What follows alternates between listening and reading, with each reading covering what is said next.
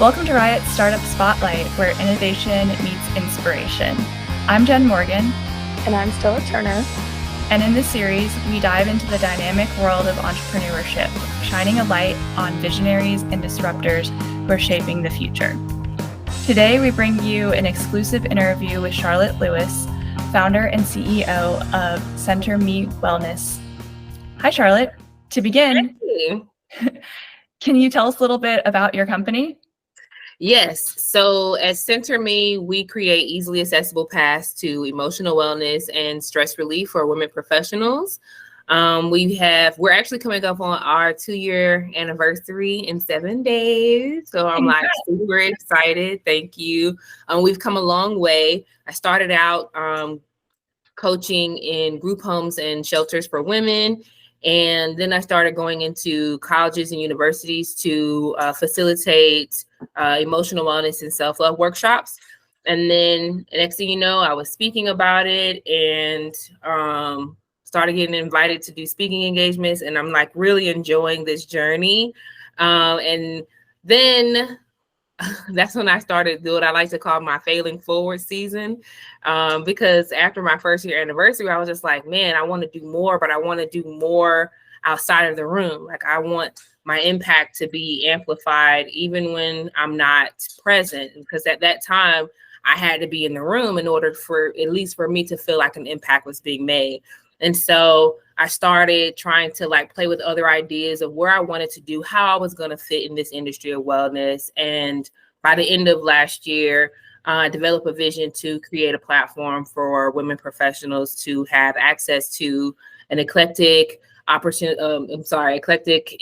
education that would allow them to experience different types of content that would help them to learn more about emotional wellness and stress management, and taking a hybrid approach to our community, which would allow them to not only connect with each other through our discussion board, our interest groups, and our virtual events, but it would also allow them to connect with other women in our local community in the Triangle through our in-person events, as well as through our affiliate partners, which are going to be different wellness outlets such as salons, spas, wellness centers, yoga studios.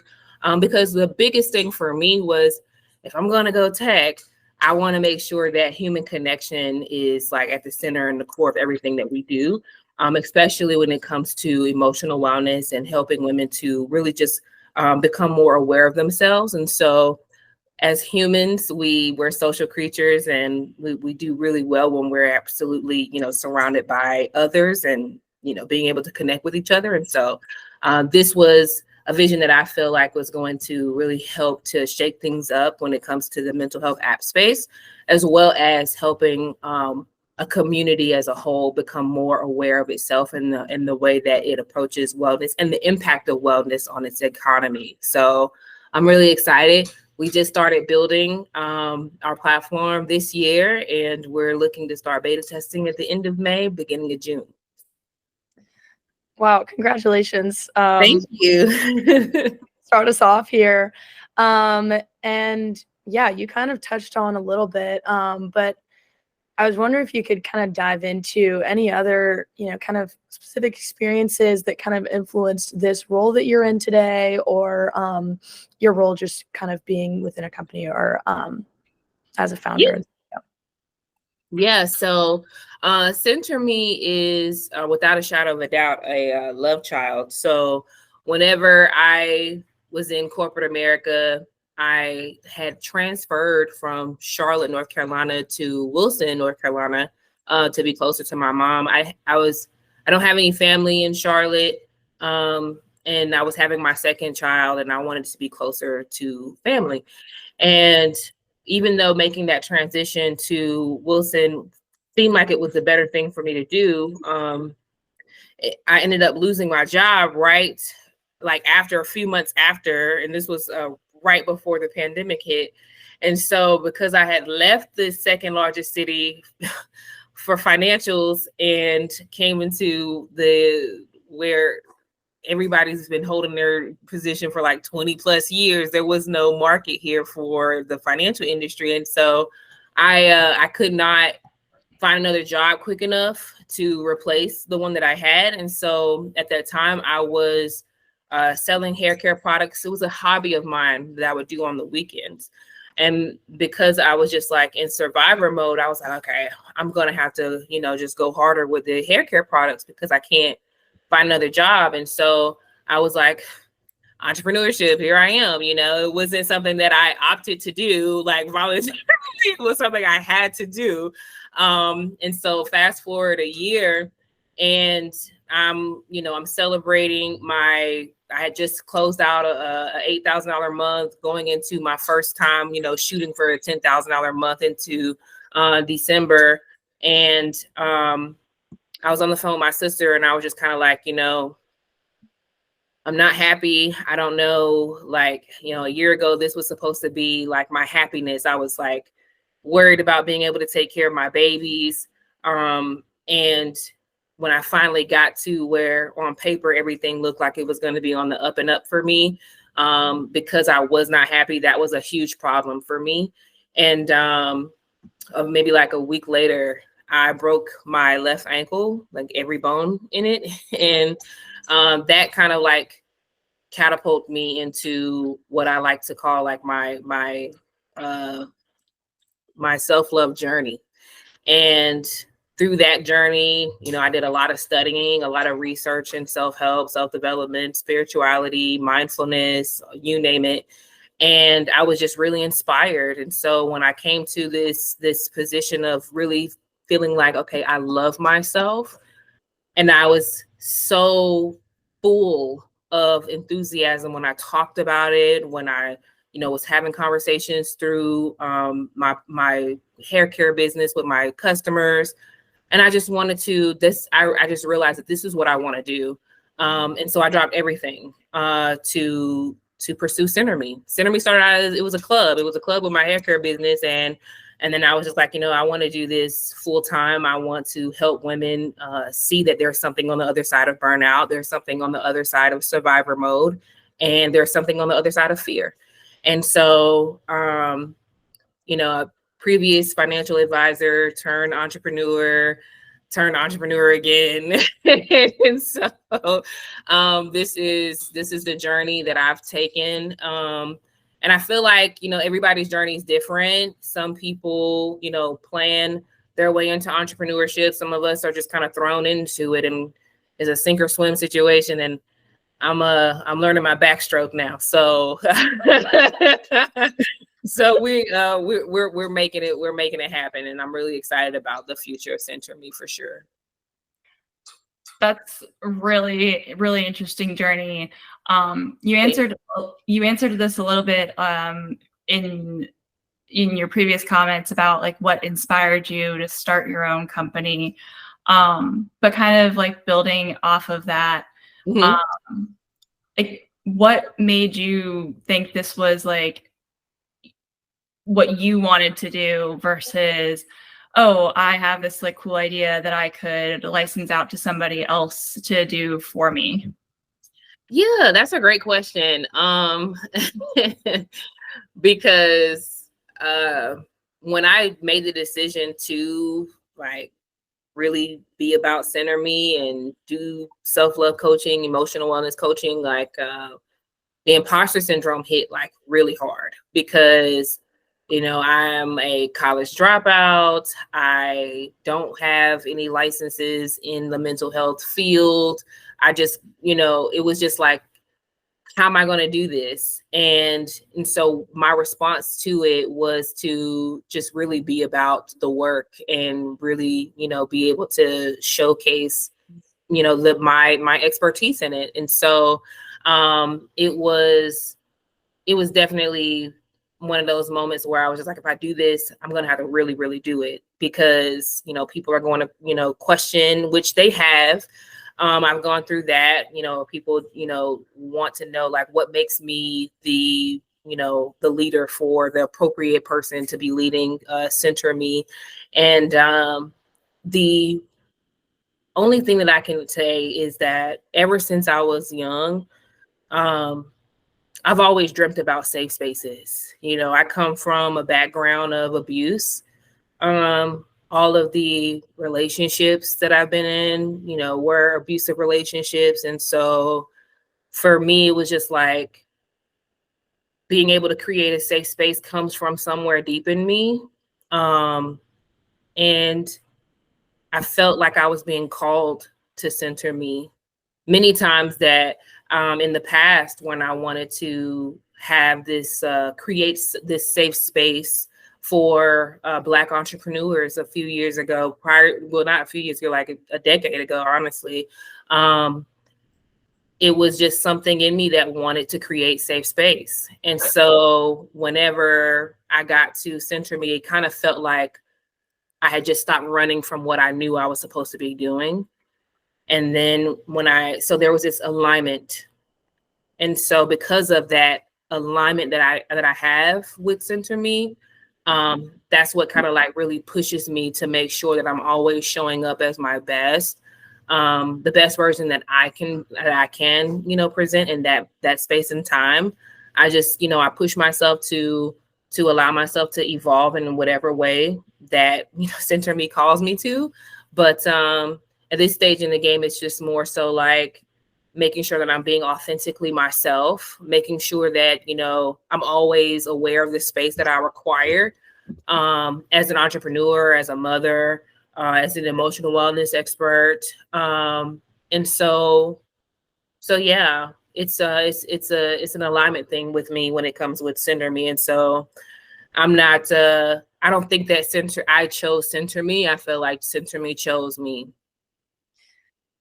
Yeah, amazing. And yeah, it's very special that you just have such that kind of deep personal connection to it. And yeah, SenterME is very important. Yeah, many women could use it. And so kind of once you jumped from that point of alignment, what would you say kind of throughout your journey of getting to where you are now have been some of your kind of bigger challenges just as a startup founder thus far, and how did you overcome those? Great question. Because when I speak about the alignment, but the funny thing is, like, when I first felt like, okay, I know exactly what I'm supposed to be doing now. I'm aligned with my purpose. This is good. My life is going to be super easy now because I know exactly what I'm supposed to be doing. And I think that the reason why it's so funny to me is because, like, it was such a naive thought at the time that everything was going to be so smooth sailing because I found my purpose. And then, like, shit really hit the fan after that. So excuse my language, but it was just like things just started getting like really, really hard.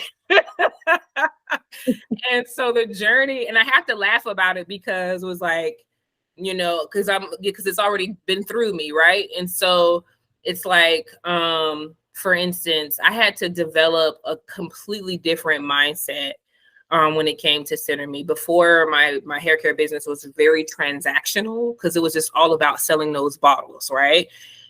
Whereas with SenterME, there's a significant amount of relationship building. You have to, continuously, be a student of the game. And so, like, a lot of what I did not know was happening in that first year was me, like, cultivating this entrepreneurial mindset of making sure that I was disciplined, in my schedule and the way that I approach my work, making sure that I was, like, becoming more consistent in my approaches to the business, whether it be like marketing, whether it be, how to cultivate community, how to build my network.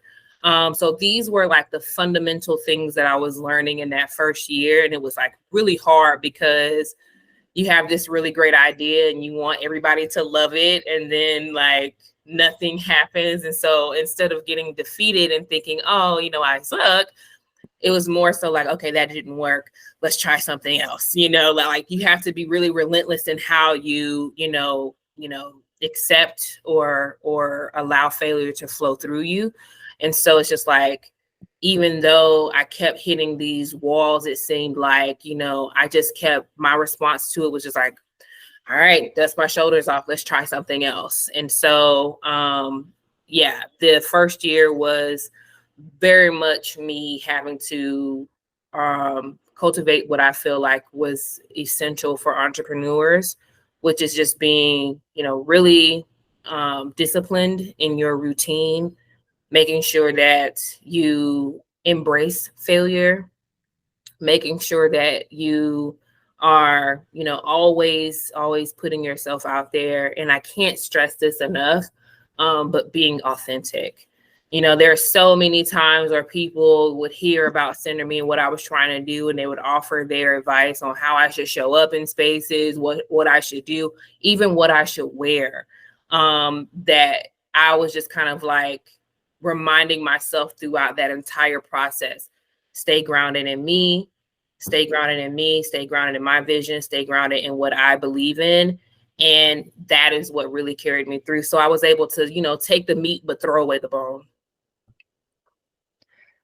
That's a really good point to like hone in on. I think that oftentimes, as anyone who, entrepreneurs or not, are growing in our careers and in life, being able to balance that, like all that information other people are giving you, with like what really resonates with you and who you are. Yeah. Like in that vein, do you have any mentors or role models that have really inspired you while you've been building your business?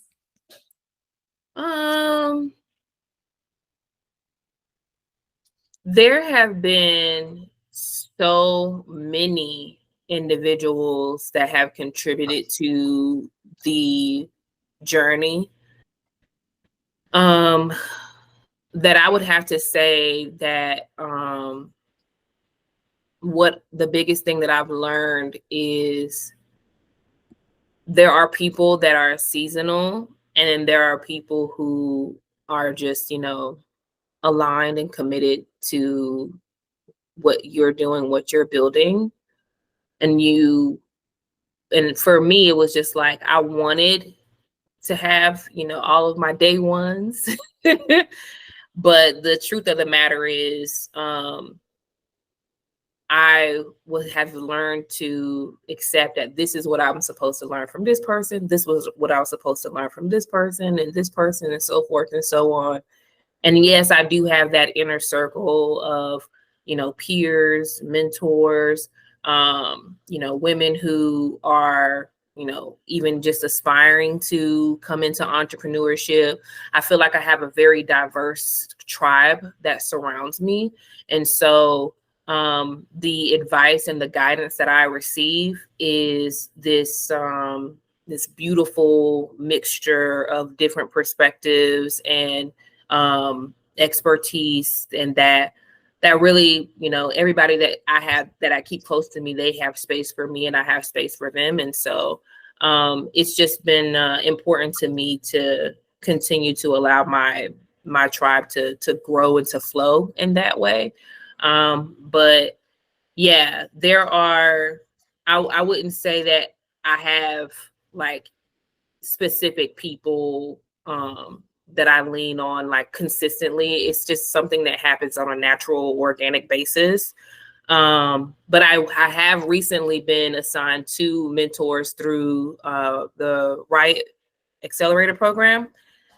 And I was talking to Rachel and I was just like, I don't know how y'all did this, but we connect like this, like instant connection. It was so wild. Like, and so even though this is like my first official mentorship capacity, it was just kind of like, these my sisters, like these my sisters. And so we have connected ever since. And it's just been an incredible, one of the things that I love about the people that I look up to and the people that I look at as my mentors is that they also allow themselves to learn from me. And that's why I think it's just so healthy, the relationships that surround me, because there's like this exchange of information and these interdependent connections where it's like, it's not just me learning and pulling from them, but it's a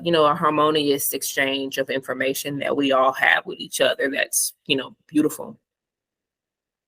Yeah, absolutely. And just kind of on that, I love how you described it just as that kind of mutual exchange. I think we all have a little piece of something to give to others. And is there anything that you'd want to say on here, just in terms of any advice that you have from your kind of collection of resources and mentors and your experiences, just advice to other aspiring entrepreneurs and future startup founders?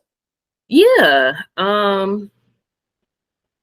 I feel like there's going to be a time when I'm going to look back on all of the interviews that I've done, and it's going to be like this single thing that I say every single time. And I just, because I believe in it so much, but always, always, always be your authentic self. Know who you are.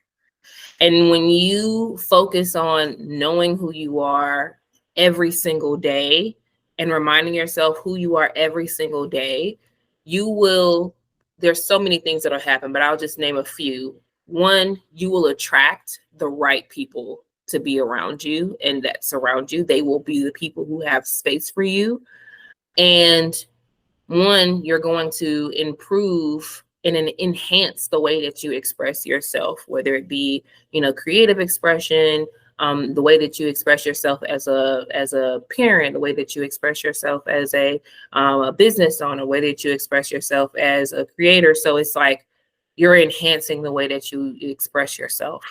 And another thing too, like when you know yourself and you're able to show up in spaces, you're able to show up whole because you're always aware of what it is that you need. So when I speak of the space that you require, part of that is just knowing like, this is what I need. And so you meet those needs for yourself, whether it be asking for help, whether it be delegating, whether it be, doing nothing at all, whether it be, getting a massage or eating, before your stomach is hitting your back. It's like because you are, regulating yourself on a high level. When you show up in spaces, you show up as your whole self, and the world is going to benefit so much from you as your whole authentic self than any other version that you could have possibly be. And so my advice is always, always know yourself and show up authentically. That's some really great advice to be telling anyone, future entrepreneurs, future startups, just the world. Thank you. That's a really good insight, and thank you so much for sharing it. Thank you.